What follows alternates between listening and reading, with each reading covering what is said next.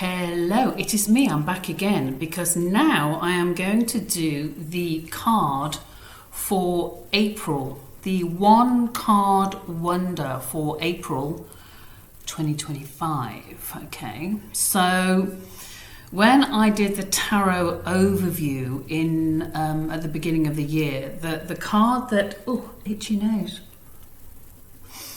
the card that came up for April 2025 in the general overview was this one, the Four of, there's Rufus in the background, the Four of Wands. And this is a card of, so what you've got here is you've got Jason of the Argonauts, and he's basically found out the whole truth about his father being murdered and then someone trying to basically usurp the throne.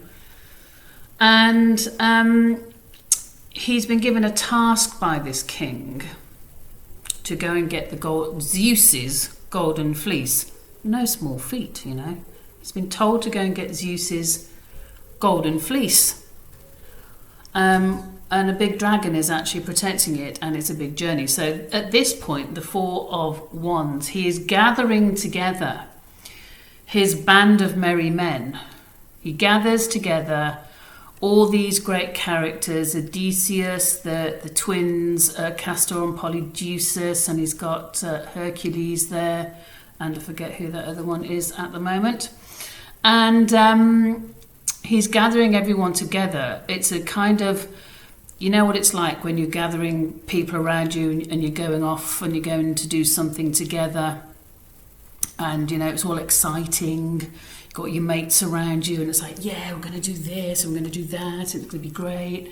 And so the Four of Wands in this deck is like, okay, they've got the Argo in the background. Here's the Argonauts. They're making plans. There's a lot of talent and wisdom there. It's the king, isn't it? Which king is it? It is King. I'll remember at some point.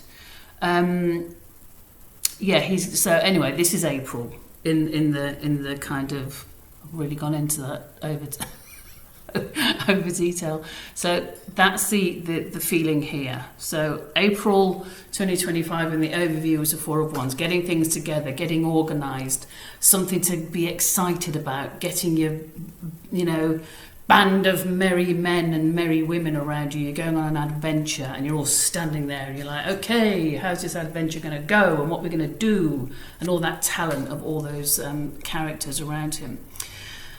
And basically this is really, really interesting, especially if you've seen my Neptune going into Aries video, which I just made, because Neptune is currently at 0 degrees Aries, big powerful rush of energy coming in here. And what's weird about it, right? So the Neptune in Aries video has basically got the High Priestess, which in this deck, the Mythic Tarot deck, is represented by Persephone going down into the underworld. Look what has come up for April 2025. Not quite the High Priestess, but such a similar parallel. It is actually quite spooky. Okay, so it is really quite weird. The Eight of Cups. I mean, look at now I've put the High Priestess away, so I haven't got it. Let me see if I can quickly find it. Maybe she's kind of been on the surface, and so it's really quite bizarre. So April 2025, excuse me, talk amongst yourselves. Obviously now the High Priestess is going to be the last card in the deck, and I've got to go through the whole thing. I should have really thought about this, shouldn't I, before I actually started anything, but no. And it is actually going to be the last card in the deck, isn't it? Oh no, here she is, 3/4 through. Okay, so this is what came up for that Neptune in Aries. Thank you, Rufus. Yes, I heard you there, but do you want to say hello to everybody? No? Okay. And so here we have the two cards next to each other. Okay, how weird is that? Weird, obviously not. Synchronous, yes.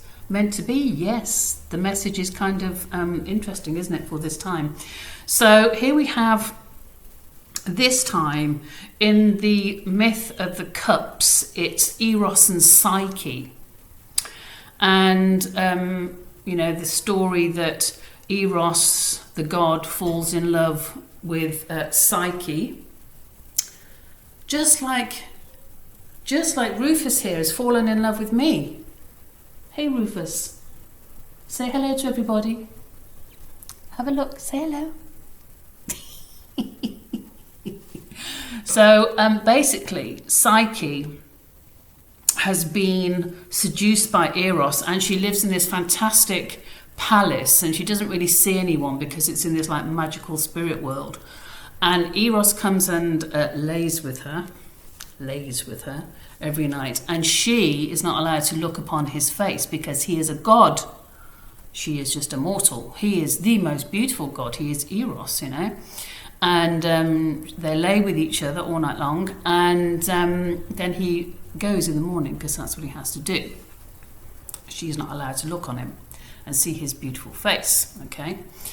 And what happens is her sisters gossip and put doubt in her mind that he actually exists, and it's all a bit of a fantasy, and she's obviously having a Neptune in Pisces moment. And basically she looks upon him. So one night he comes and she looks upon his most beautiful, gorgeous, radiant, literally like beaming, radiant face, and he flees. And, that's it. It's all over. The affair's over. And she mourns and blah, blah, blah. And basically, getting to the point, Diane, is that the only way she can get him back is by completing the tasks that Aphrodite sets for her. In this particular task, she's been told to go into the underworld to get some special face cream, that lives down in the underworld. Why would it? It's like, why, of all the things that are up on Earth that you can make a face cream from anyway? You know how the myths go. You know how it goes. So, seriously, the message here, so Psyche is descending into the underworld, all right? And as you can see, she's again dressed in white. It's a moonlit night. So whenever the moon is around in the tarot, you're thinking of things that come to visit you when you're in darkness, which means in the unconscious, things that freak you, spook you, things that you're fearful of, things that are unresolved, things that you haven't quite processed, anything that can come to you that you're still working on. And of course, she's going into the underworld, and what Psyche thinks at this point is that she's not coming back because no one does return. What I forgot to say in my other video with the High Priestess is that Hermes, Mercury, comes and helps her out. And here you've got Psyche going down, basically resigned to the fact that she's going to die. This is what she actually thinks. She thinks she can't possibly come back from this task of going into the underworld because no one does. But there's all kinds of other magical things in place to help her get back, and she does. But at this point, and in April 2025, it's about giving something up. In this card, she's giving up hope, okay? And it's quite an interesting thing because no one wants to think about giving up hope, especially at this time on Earth, where there's so much darkness, and what we need is as many people standing in their light as possible and envisioning, the way the world can be. But there's something that April 25, there's just something you have to face is over. And it doesn't mean it's like, oh God, my life can't cope because this is over. It's like, okay, it's over. In the Buddhist way, that idea of seeing things as they are, not as you want them to be. And sometimes when you see things as they are, you just have to go, okay, this is how it is. And now how am I going to manage this? Now, what am I going to do with this? This is how it is. It's not going to change. And therefore, what am I going to do? How am I going to use my skills and my ways and my wisdom in order to manage this situation that I didn't want to be like this, but it is, you know, and it's not easy. No one's ever says this stuff is easy, but there you go. So it's about giving something up. But what is interesting about Psyche descending into the underworld here and facing her fears and resigning herself to certain things are all over is the 8 cups that are stacked up here, okay? And it's like, you know, there's been again, talent, skills, creativity accrued, there's wisdom there. The cups are still standing, they haven't been you know, spilt, they haven't been knocked over. And it's like it's just seeing things as they are. This is that whole Buddhist message. This is it. And also, I think, it sounds a bit harsh this, but I think it's, well, I might as well say it. She's there because she listened to other people, and it echoes what I said about the High Priestess. This is the time to really get back to yourself, listening to yourself, listening to your own wisdom, listening to what you want, how you're going to get it, listening to you, going inside, listening to your own guides, your own angels, whatever you listen to, your own goddesses, your own gods, you know, the star nations, the whatever you like to listen to, all of them, preferably, all of them.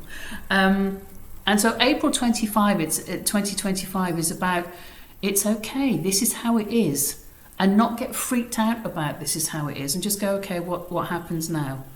What is going to, you know, what's going to happen now? There's like a situation where there's nothing more to do. You've done everything you can. You've done everything to kind of put things right maybe, or make things work. And now this initiation of going into the underworld and facing the unconscious, facing your fears, is like the only thing left to do. The important thing here is obviously Psyche does actually survive, and she flourishes, and she ends up back with Eros because she faces up to what she's got to do, okay? And so I would say for April, especially as the Neptune in Aries, 0 degrees Aries, was the High Priestess, there's just it's the endings. It's also the ending of kind of fear in a way, because when you face something, they always say this about the dream world, don't they? If you have repetitive dreams, and you're being chased by something, or there's something fearful in dreams, and you're always kind of, you know, hyperventilating, you wake up and whatever, you obviously have to do a little bit of work on lucid dreaming and stuff. But if you actually manage to kind of get to the point where you go, this is a dream, all I need to do is turn around and just, you know, in my unconscious and face, because that's what dreams are, isn't it? It's the unconscious coming up to message you. Yes, thank you, Rufus. And turn around and face it, and you kind of just go, oh, that's what it was, that's what it is, and it's normally not ever what you think it is. So there's the 8 of Cups. And again, the Cups is emotions, it's creativity, it's all that artistry. It is that kind of feeling of connection, emotional connection, and feeling those great range of sensations, and, you know, that whole range of richness that human beings are capable of. So get into love, get into just like knowing that you can cope with it. And that's another thing, it's about choice. Okay, that's a good thing I've thought just before I end this video. It's about choice. She doesn't have to go down there. She's been told to go down there by Aphrodite, but she doesn't have to do it. She chooses to do it. She chooses to go down into the unconscious, into the subconscious, and chooses to face some darkness, some shadow, some fears, some who knows what, and then she comes through it. You know, that's a good message for this card. She gets through it. It's a choice. And we all have choices, no matter what situation you are in, it's always a choice. You know, it might not be a nice choice, you know, but it's a choice. And so here we go. Here's the 2 cards then for April 2024. The 4 of Wands, being excited with your buddies, getting on ready to do something, go on an adventure, face something. And then we have Psyche going down into the underworld, letting go of something, giving something up, just knowing that there's nothing more that she can do, and she has to do it. She hasn't, she's got a choice, but she does do it, and she does actually walk through the valley of transformation and comes out the other side. So let's hope we all do the same. Have a good April, and I will see you soon. Take care. Bye-bye.